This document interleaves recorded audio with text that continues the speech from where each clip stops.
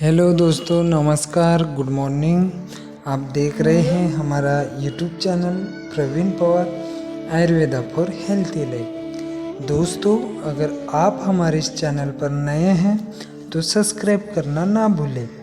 आइए दोस्तों, जानते हैं इस वीडियो के माध्यम से गणेश चतुर्थी की कुछ खास महिमा। तो दोस्तों, गणेश चतुर्थी की कथा सुनने से पूरे होंगे आपके सभी काम। जानिए पूजा की विधि। अगर दोस्तों आप जानना चाहते हैं तो इस वीडियो में लास्ट तक बने रहिए। तो आइए दोस्तों शुरू करते हैं। गणेश चतुर्थी का त्योहार भगवान गणेश जी के जन्मोत्सव के रूप में मनाया जाता है। गणेश जी से कई पौराणिक कथाएं जुड़ी हुई है। जानते हैं गणेश जी से जुड़ी सबसे प्रचलित कथा के बारे में। इस कथा को गणेश चतुर्थी की पूजा में जरूर सुनना चाहिए। मुख्य बातें: गणेश चतुर्थी पर जरूर सुने पौराणिक कथा। भगवान गणेश से जुड़ी कथा का पाठ करें। पाठ करने से प्रसन्न होते हैं विघ्नहर्ता। गणेश जी की पूजा और व्रत से भक्तों की सभी मनोकामनाएं होती हैं पूरी। चलो शुरू करते हैं। भाद्रपद माह के शुक्ल पक्ष की चतुर्थी तिथि को गणेश चतुर्थी मनाया जाता है। इसे विनायक चतुर्थी के नाम से भी जाना जाता है। हिंदू धर्म से जुड़े कई प्रमुख पर्व त्योहारों में गणेश चतुर्थी का बहुत ही बड़ा महत्व है। तो दोस्तों, बहुत ही बड़ा महत्व है। इस साल गणेश चतुर्थी बुधवार 31 अगस्त 2022 को मनाई जाएगी। हिंदू धार्मिक कथाओं के अनुसार भाद्रपद के शुक्ल पक्ष की चतुर्थी तिथि के अनुसार चतुर्थी को ही गणेश जी का जन्म हुआ था। इसलिए इस दिन को गणेश चतुर्थी के रूप में मनाया जाता है।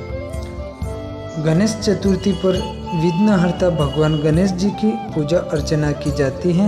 हिंदू धर्म में भगवान गणेश जी से कई पौराणिक कथाएं जुड़ी हुई है। गणेश चतुर्थी पर जानते हैं भगवान गणेश से जुड़ी प्रचलित कथाओं और पूजा विधि के बारे में। गणेश चतुर्थी की पूजा के दौरान इस कथा को सुनने और पढ़ने मात्र से ही भक्तों की सभी मनोकामनाएं पूरी हो जाती हैं और सभी कष्ट दूर हो जाते हैं। श्री गणेश चतुर्थी की पौराणिक कथा। आइए दोस्तों जानते हैं। गणेश जी के जन्म से जुड़ी ये कथा सबसे ज़्यादा प्रचलित है।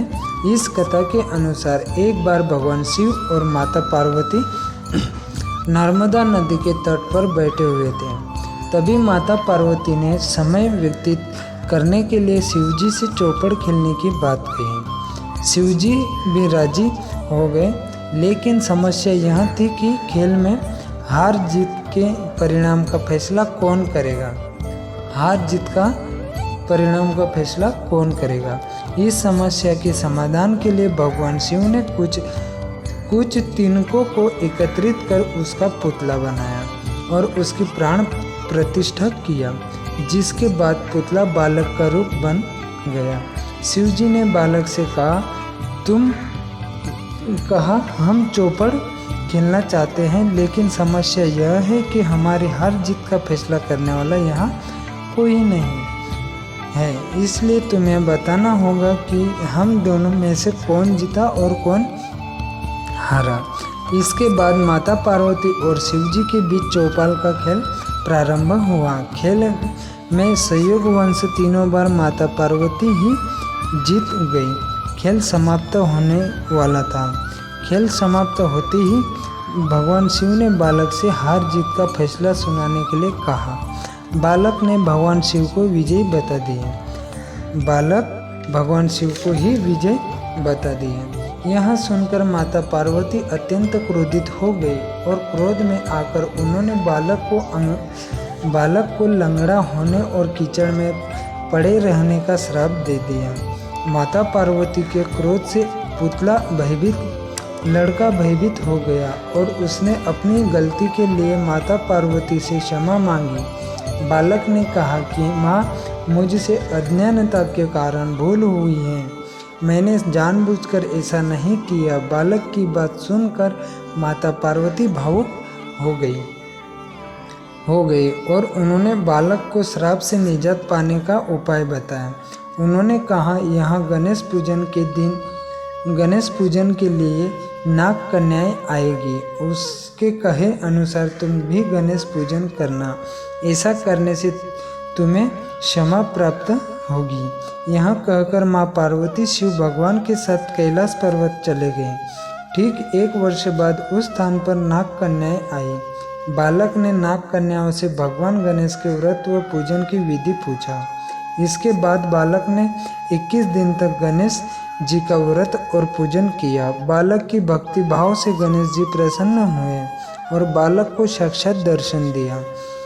गणेश जी ने बालक से मनोवांछित फल मांगने को कहा। बालक ने कहा, हे विनायक, मुझे इतनी शक्ति दीजिए कि मैं अपने पैरों से चलकर कैलाश पर्वत पहुंच सकूं।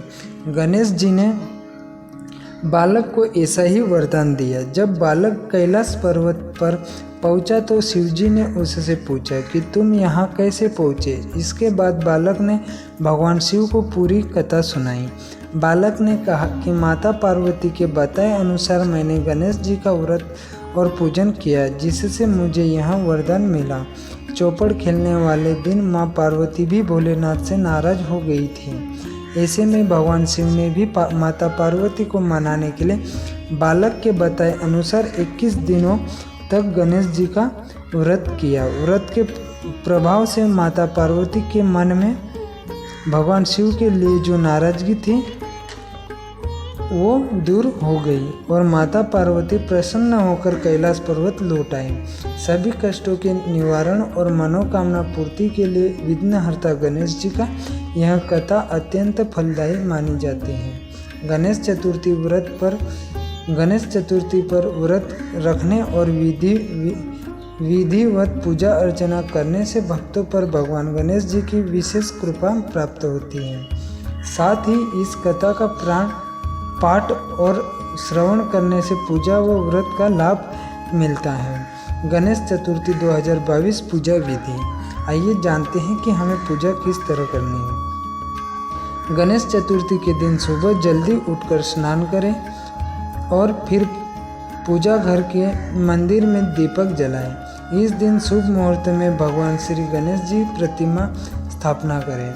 आप अपनी इच्छा अनुसार या संकल्प के अनुसार 1.5 दिन से लेकर 3 दिन, 5 दिन, 7 दिन या 11 दिनों तक घर में श्री गणेश जी की मूर्ति स्थापित करें। सबसे पहले प्रतिमा का गंगाजल से अभिषेक करें। फिर चौकी में लाल कपड़ा बिछाकर भगवान गणेश की स्थापना करें। गणेश जी को पुष्प दुर्वा अर्पित करें और लाल सिंदूर चढ़ाएं। पूजा में भगवान गणेश की प्रिय चीज़ों से लड्डू, मोदक और फलों का भोग लगाएं।